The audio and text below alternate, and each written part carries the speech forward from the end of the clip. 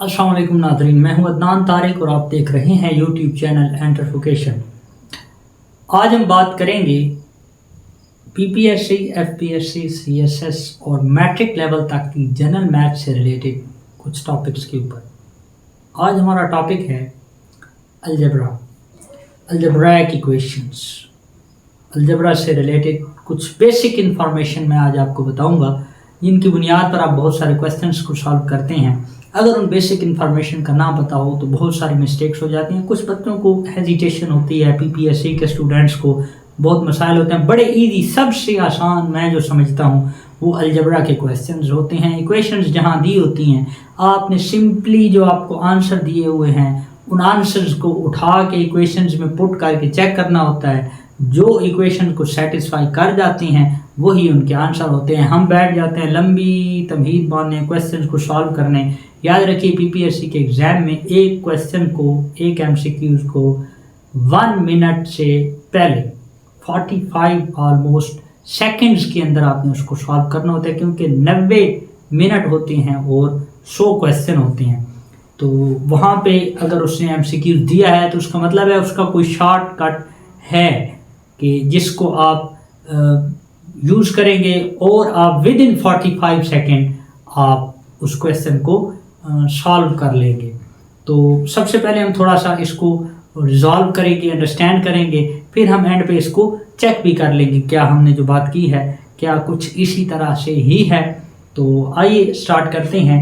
Algebra, algebra first of all आपका एक variable साथ प्लस माइनस इक्वल का साइन, इन तीन चीज़ों को मिला के हमारे पास एक बनती है अलजेब्राइक इक्वेशंस। आज हम सिर्फ लीनियर इक्वेशन की बात करेंगे ताकि हमें आइडिया हो जाए कि अलजेब्रा होता क्या है, इक्वेशंस को सॉल्व कैसे करते हैं। उसके बाद हम इंशाल्लाह नेक्स्ट फर्दर इसकी टाइप्स को डिस्कस करेंगे सिंगल वेरिएबल में, फिर हम इसको डबल वेरिएबल में चेक करेंगे कि किस तरह से इसको सॉल्व किया जाता है। तो फर्स्ट ऑफ ऑल हम देखते हैं कि हमारे पास दो इक्वेशन हैं। Let's suppose x plus 2y is equal to 1 and दूसरी इक्वेशन है हमारे पास x plus y is equal to 3।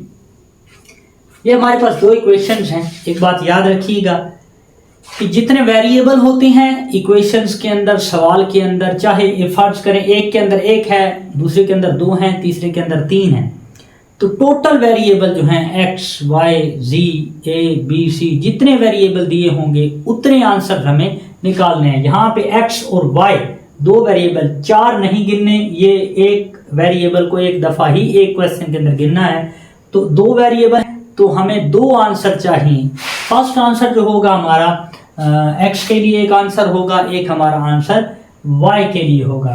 तो हम इनको रिजॉल्व करने के बहुत सारे मेथड हैं। सिंपल मेथड को चुनेंगे और ताकि आपकी अंडरस्टैंडिंग बन जाए, और फिर उसके बाद हम उन वैल्यूज़ को इनमें से किसी इक्वेशन के अंदर पुट करके चेक करेंगे क्या वो इसको सेटिस्फाई करते हैं। और जो टोटका मैंने बताया है आपको कि बजाय इसको इतना सॉल्व करने के हम डायरेक्ट उसके अंदर वैल्यू पुट करें तो हमें पता चल जाए, लेकिन इसलिए मैं अभी डायरेक्ट नहीं बता रहा ताकि आपको पता हो कि ये सॉल्व हो के कैसे आया है। सम टाइम आपको सीएसएस के एग्जाम्स हैं, पीएमएस के हैं, तो इस तरह के सब्जेक्टिव एग्जाम्स अगर आ जाएं तो वहाँ पे आपको ये सॉल्व करना भी पड़ सकता है। तो तमाम स्टूडेंट्स के लिए हमने ये चीज़ देखनी होती है। तो फर्स्ट ऑफ ऑल हमें ये करना है कि दो इक्वेशंस हैं, पहले हम एक की वैल्यू फाइंड करेंगे फिर दूसरे की करेंगे। तो माइंड में ज़रा लाइए बात को, एक की अगर वैल्यू फाइंड करनी है तो दूसरे को ख़त्म करना होगा, ठीक है। तो हम इसको एडिशन सब्ट्रैक्शन के मेथड से करते हैं, और हमें यह भी पता है कि दो वैल्यूज़ जब आपस में ऐड हों, उनके साइन डिफरेंट हों और वैल्यू सेम हो, तब वो कैंसिल होते हैं। मिसाल के तौर पे x है, ये भी x है, ये 2y है, ये y है, ये इक्वल नहीं है, ठीक है। इनको इक्वल अगर करना है तो इसको 2 से मल्टीप्लाई कराना होगा, तो फिर 2y और 2y फिर इक्वल होंगे। हमारे पास ऑलरेडी x जो है वो इक्वल है, इसके साथ भी 1 है, इसके साथ भी 1 है, लेकिन दोनों का साइन जो है वो सेम है।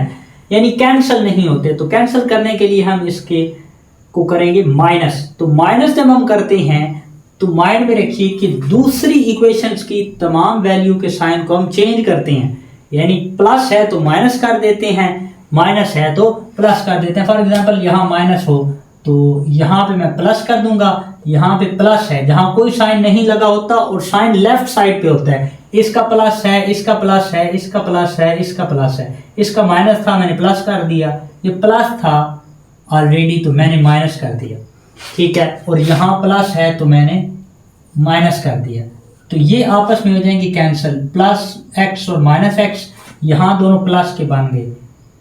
2 + 1 3y और 1 में से -3 माइनस करें तो आएगा आंसर -2, क्योंकि -3 और 1 साइन डिफरेंट हैं। अगर नहीं समझ आई इस बात की तो पहले हम वीडियोस अपलोड कर चुके हैं साइन कन्वेंशंस की, प्लस माइनस की, उनको देखिए तो आपको ये चीज़ आइडिया हो जाएगा।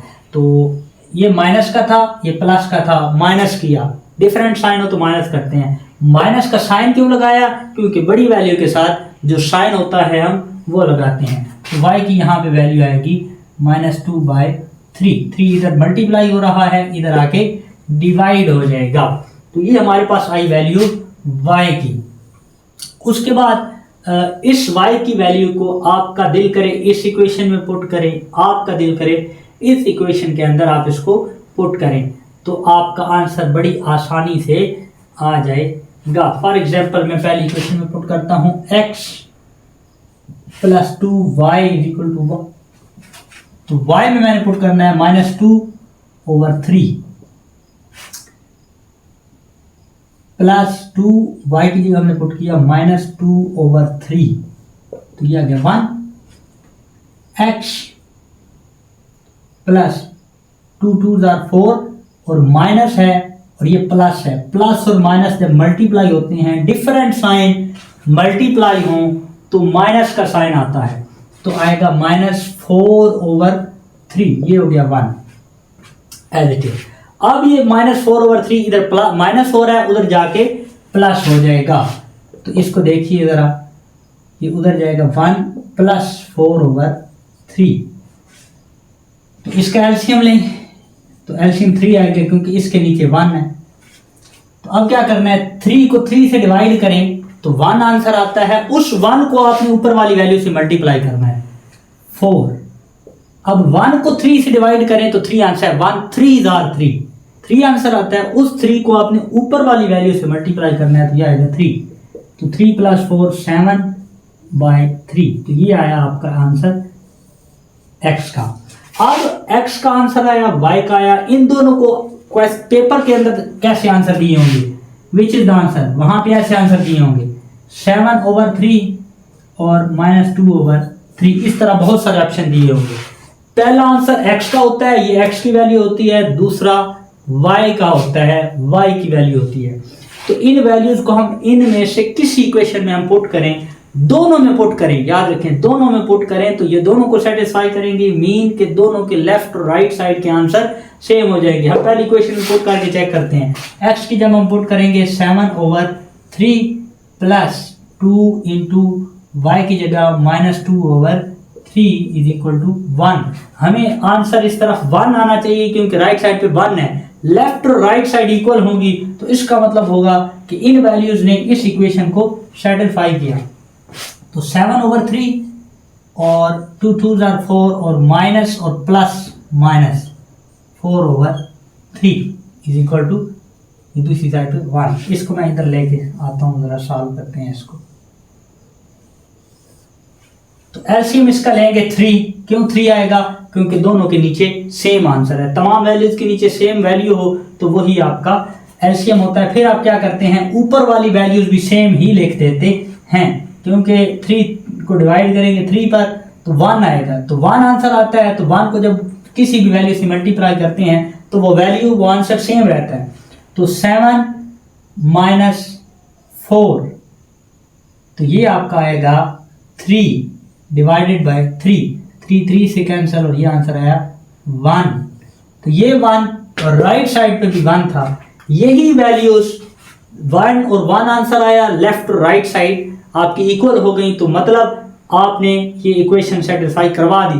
पेपर में पीपीएससी में आपने यही करना है, वैल्यूज को उठाना है, उठा के किसी इक्वेशन के अंदर पुट कर देना है। इसी तरह सिंगल इक्वेशन भी आ सकती है, तो वहां पर भी आंसर दिए होंगे डिफरेंट, आप उठाएं एक आंसर को जो आपको लग रहा है नज़दीक है, तो आप उसको पुट करेंगे, अगर वो सेटिस्फाई कर जाए तो आपका वही आंसर है। तो इसको माइंड में रखिए, अगर यही वैल्यू आप इसके अंदर पुट करें तो उसका आंसर डेफिनेटली 3 आएगा। एक दफ़ा बेशक इसको करके चेक कीजिए, x की जगह ये पुट कीजिए 7/3, y की जगह -2/3 पुट कीजिए, तो इनको सॉल्व करेंगे तो आंसर आपका 3 आएगा। ये साइन आप ऊपर वाले इसके इस्तेमाल करने हैं। तो ये कुछ बेसिक अंडरस्टैंडिंग थी अलजेब्रिक इक्वेशन की, सिंगल वेरिएबल के डबल वेरिएबल के अंदर लीनियर इक्वेशन में जिनकी पावर 1 होती है, उस इक्वेशन को लीनियर इक्वेशन कहते हैं। तो इंशाल्लाह नेक्स्ट में हम इसको फर्दर एक्सपेंड करेंगे और कुछ और चीज़ों पर बात करेंगे। तब तक के लिए इजाज़त दीजिए, अल्लाह हाफ़िज़।